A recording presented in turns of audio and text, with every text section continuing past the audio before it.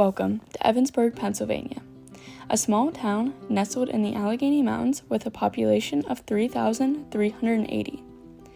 We are the county seat of Cambria County and are known today for being a very historical town. Ebensburg was founded in 1796 after the land was given to Thomas Martin and Dr. Benjamin Rush in 1795. The first house was built in late 1796 after a group of Welsh immigrants left Philly to move to the newly founded town. The leader of the group of the immigrants was Reverend Reese Lloyd, and just a few short years later, in 1804, we officially became a county when Lloyd would decide to purchase most of the settlement land from Rush, and Ebensburg would finally get their great name. This name was inspired by Lloyd's young son, Ebenezer, who died at a young age.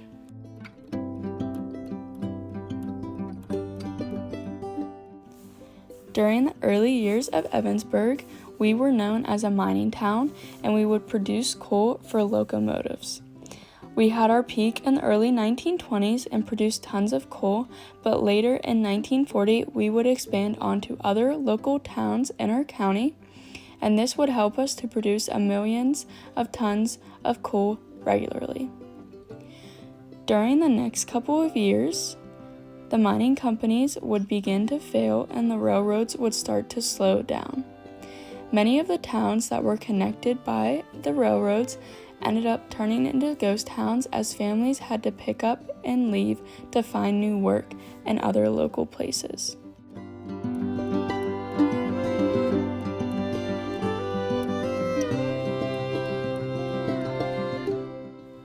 Not too many years after the railroads were abandoned, the railroad company decided to donate the abandoned tracks to our county, which led to the creation of the Ghost Town Trail in 1991. This can also be referred to as Rails to Trails, and this trail is about 40 miles long that connects many other towns together. Just about anyone can access these trails for their backyard, and in the next couple of years, the borough of Ebensburg plans on adding more access throughout PA for more people to be able to walk the trails.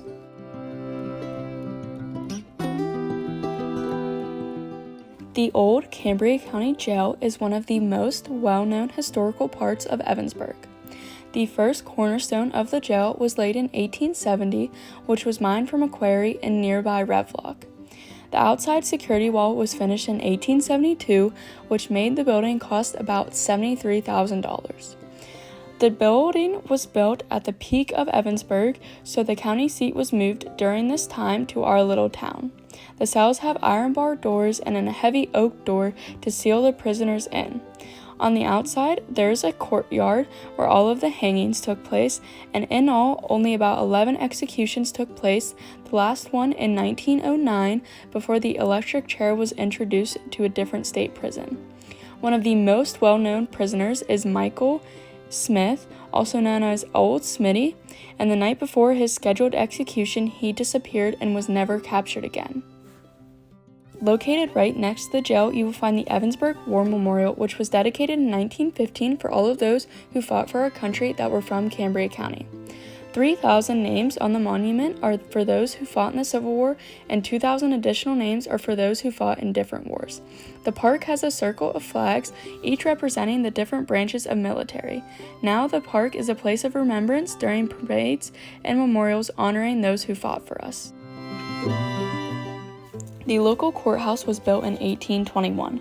The building is 3 stories high, made out of red brick, stone, and concrete.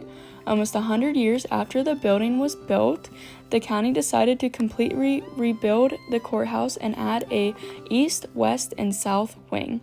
The first original courthouse had been built in 1808, with the ground floor being known as the Holding and Jail Center. The original bell that was in the bell tower sits just outside the main doors, and all throughout the courthouse you can see many stained glass windows and marble designs. Another important building in our town of Ebensburg is the Historical Society. The permanent location where it currently is today was purchased in 1975. Before that, the owners or the founders had displays set up all throughout offices in the town. The current location where the Historical Society is the A.W. Buck House, which was built in 1889. The owners were Atticus William Buck and his wife Hatie Buck. Atticus was a banker that was born in Carrolltown, and he is well known for being one of the youngest bankers from PA.